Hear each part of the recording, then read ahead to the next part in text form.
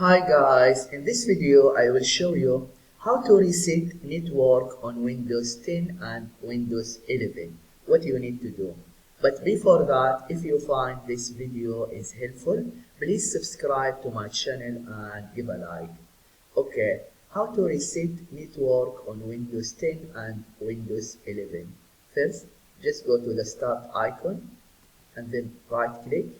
After that, click on settings. And then click on network and internet. After that, in the left sidebar, click on Wi-Fi, and then in the search bar just type network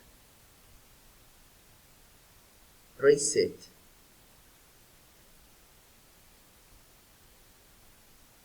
And then just click. Your PC will be restarted here. Just click reset now. Yeah, this is what you need to do if you want to know how to reset network on Windows 10 and Windows 11. I hope this video is helpful. Thank you for watching and see you in the next video.